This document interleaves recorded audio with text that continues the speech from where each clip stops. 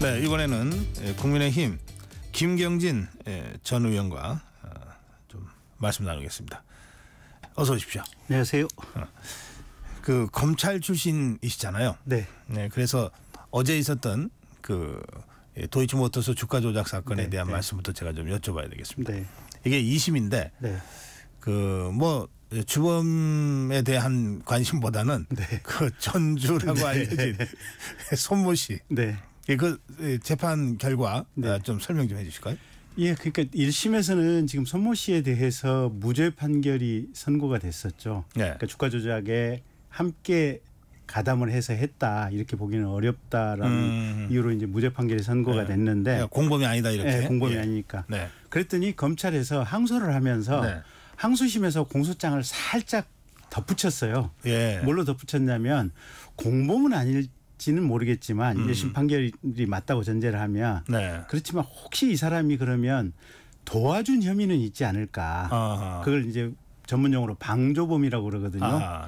그래서 공범에 대한 공소사실은 그대로 유지를 하면서 여기에 덧붙여서 공범까지는 아니더라도 혹시 도와준 방조범 혐의까지도 항소심에서는 조금 더 판단을 해 주세요라고 검찰이 손모 씨에 대해서 공소장을 추가를 했고 항소심 법원에서 니들 말이 맞다. 1심 판결대로 이 정도를 가지고 공범이라고 할 수는 없는데 주범들이 주가 조작을 하는데 돈을 좀 대주는 방식으로 본인도 그리고 일부 적극적으로 조금 참여를 하고 알아보는 방식으로 도와준 건 맞다.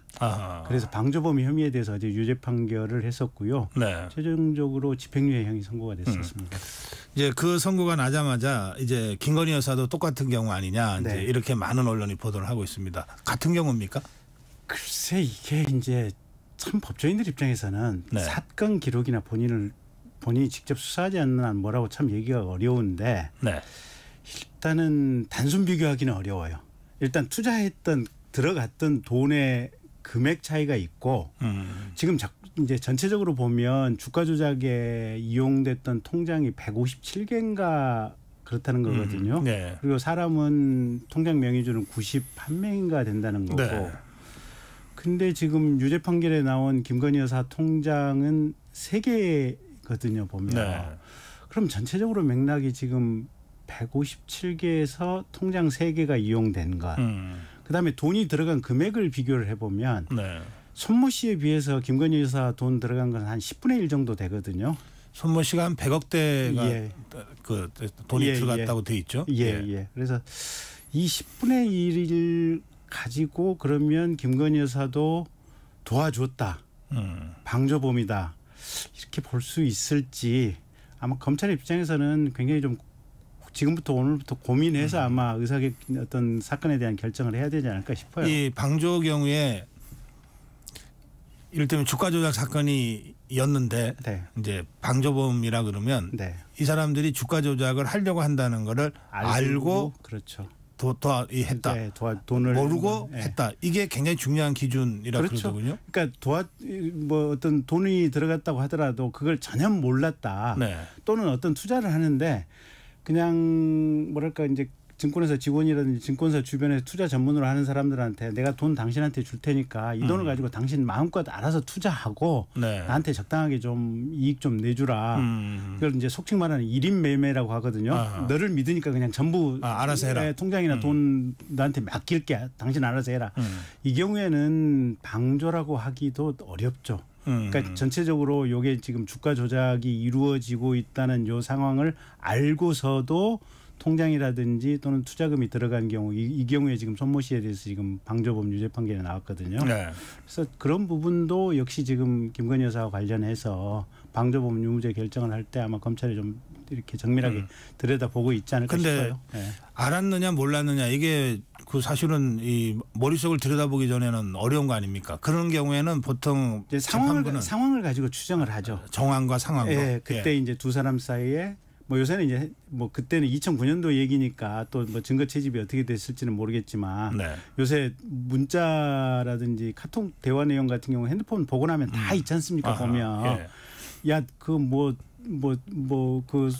거기에 대해서 속칭 선수들 많이 붙었다는데 이런 표현이 오고 갔다면 그럼 이제 알았다고 봐야지. 알았다고 이제 추정을 할 수 있는 게 본인이 아무리 몰랐다고 이제 얘기를 하더라도 그래서 이제 몰랐다고 주장을 할 경우에는 그 주장하고 상관없이 알았느냐 몰랐느냐는 서로 간에 있었던 행동, 언동 뭐 이런 걸 가지고 추정을 할 수밖에 없는데 그 부분 수사는 검찰에서 어떻게 되어 있는지는 저로서는 모르는 일이기 때문에 제가 이 자리에서 답변드리기는 그렇군요. 지금 많은 언론이 김건희 여사의 수사에 영향을 준다 이렇게들 보도합니다. 뭐 영향을 안 줄 수는 없겠죠. 그렇죠. 1심에서 지금 손모 씨에 대해서 무죄가 확 났기 때문에 그 논리대로 한다면 손모 씨의 10분의 1 정도 투자한 김건희 여사는 당연히 위험해야 맞죠.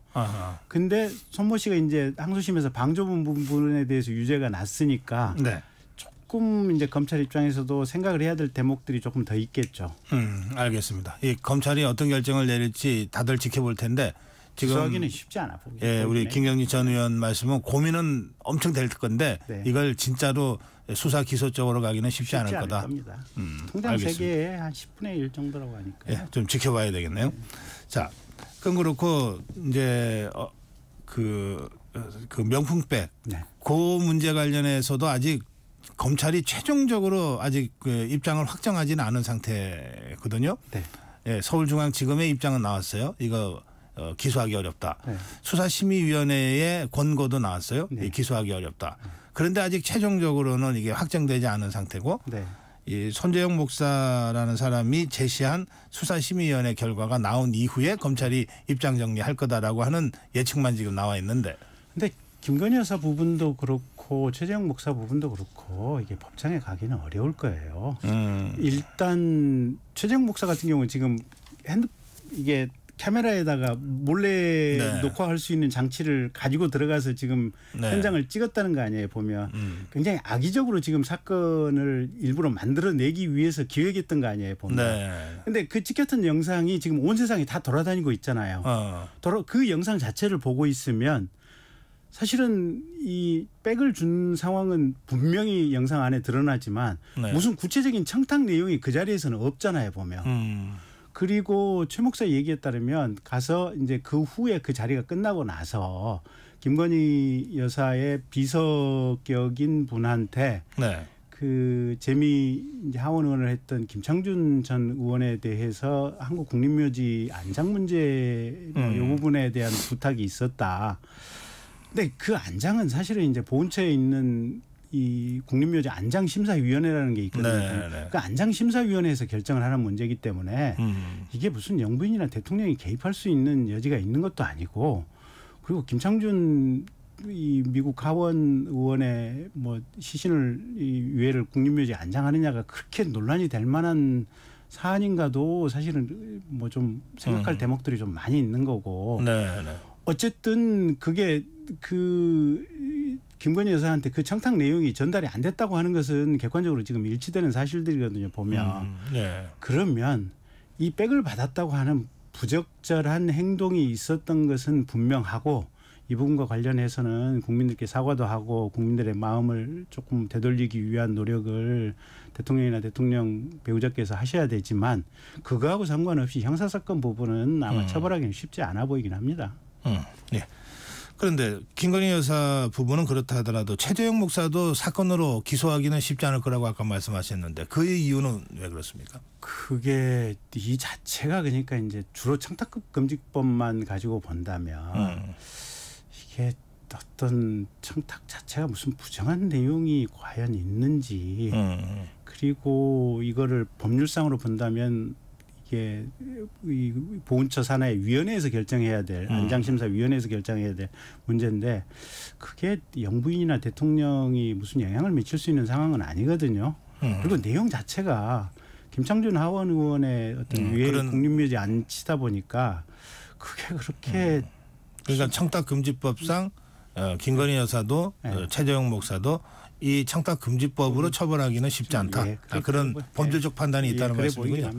그래서 이 청탁금지법은 그러면 왜 만든 거냐? 뭐 그럼 보완이라도 좀 하거나 강화해야 되지 않냐? 이런 의견들이 또 나오고 있는 것 같습니다. 그건 맞는 것 같아요. 그러니까 사실은 이제 고위공직자 뭐 대통령 배우자라든지 장관 배우자 이런 고위공직자의 배우자나 가까운 사람들 뭐 자식들이나 이게 청탁받고 어떤 고가의 금전이나 선물을 받은 경우에는 아마 공직자에 준해서 처벌할 수 있는 구속 요건을 만드는 것도 필요하지 않을까 싶어요. 그건 이제 국회에서 이제 잘 검토해서 하셔야 될 부분들이죠.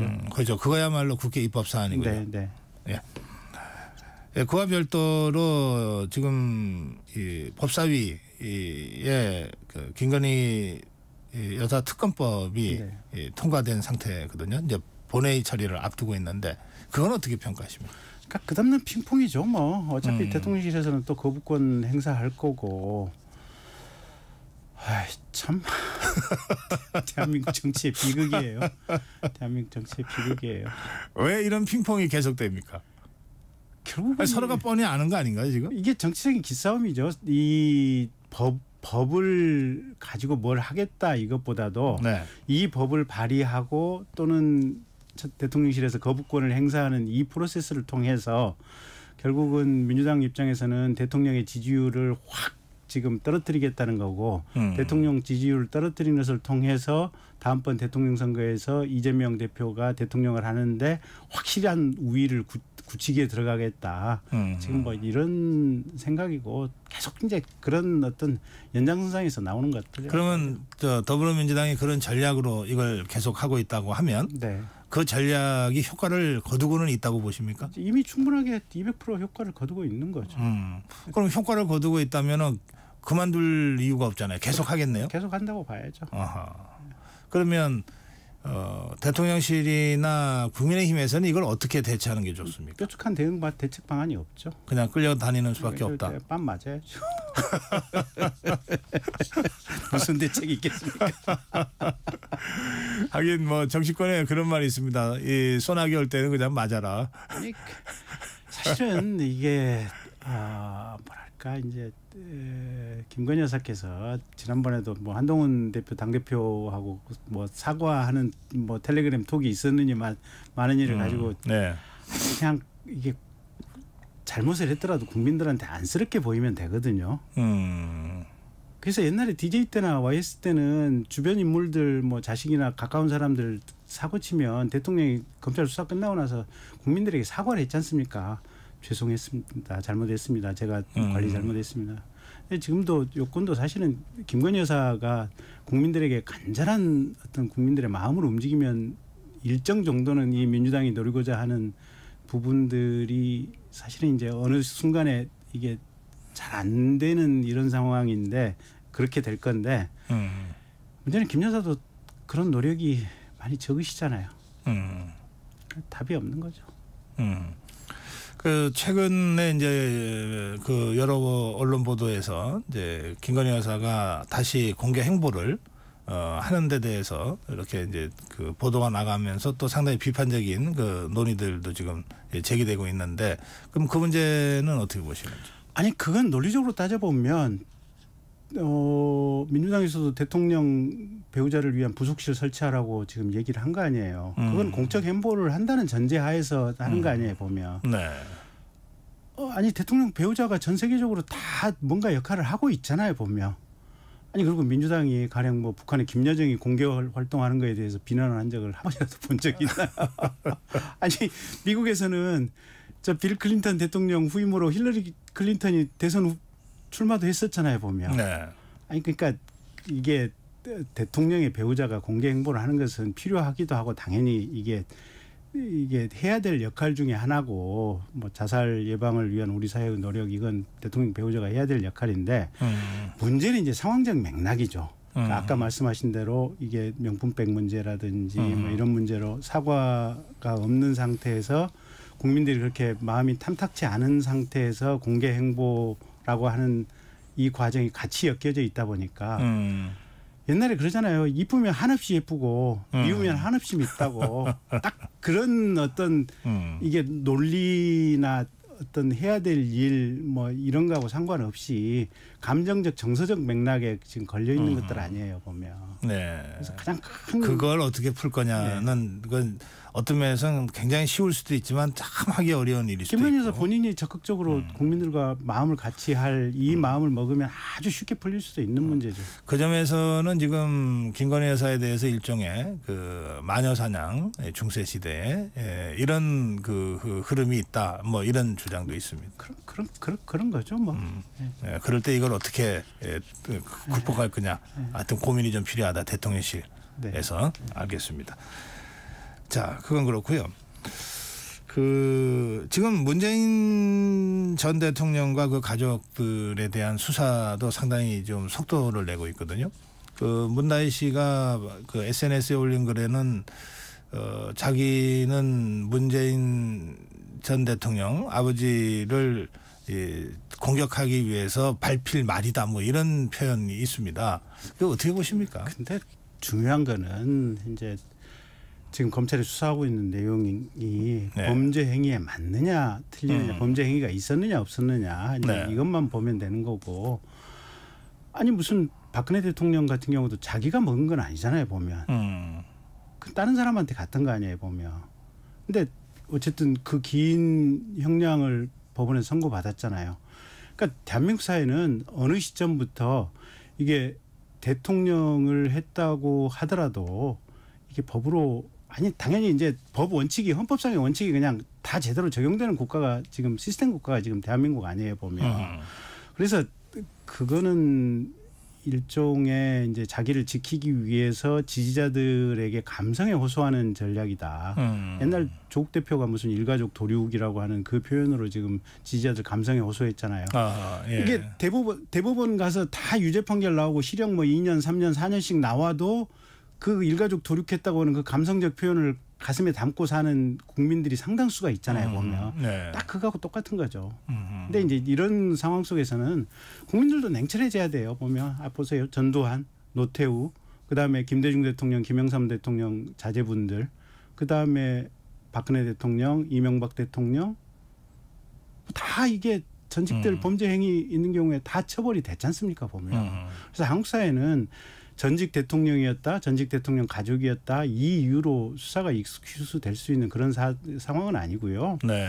아니 본인이 검찰이 수사하고 있는 상황에 대해서 나는 이래서 무혐의라고 생각한다. 아무런 특혜 없다. 정상적으로 능력을 가지고 취업을 했다. 돈 송금하는 데 있어서 적절하게 마련된 재원을 가지고 적절하게 송금이 됐었다. 이 부분만 설명을 해주고 그걸 가지고 국민들한테 오히려 검찰이 이런 증거가 우리가 검찰에다 이런 증거를 제출했음에도 불구하고 검찰이 과잉 수사를 한다 이런 식으로 보도자료나 설명을 해야 되는 거 아닐까요? 검찰의 수사에 대해서는 그 사법적으로 법리적으로 대처해라. 이 정치로 자꾸 만들지 마라 이런 주장이시군요. 그런 얘기죠. 이재명 대표의 사법 리스크가 지금 계속해서 진행 중인데 뭐 10월 중에 뭐 재판 1심이라도 이제 판결이 될 거라고들 합니다. 어떻게 보시는지요? 뭔가는 유죄가 나겠죠. 그렇게 많은 재판에 걸려 있는데. 저는 유죄 판결이 1심에서 뭐 한두 건만 난다고 하더라도 계속해서 줄줄이 이제 뭐 나올 거 아닙니까? 순차적으로 보면. 저는 이재명 현재의 당대표가 다음번 민주당 대통령 후보 되는 것은 매우 어려운 상황이다라고 보고 있습니다. 그게 대법원까지 가서 확정되기 전에 1심에서 유죄 판결을 하더라도 지금 현재의 법원 분위기로 보면 법정 구속을 안 할 거예요.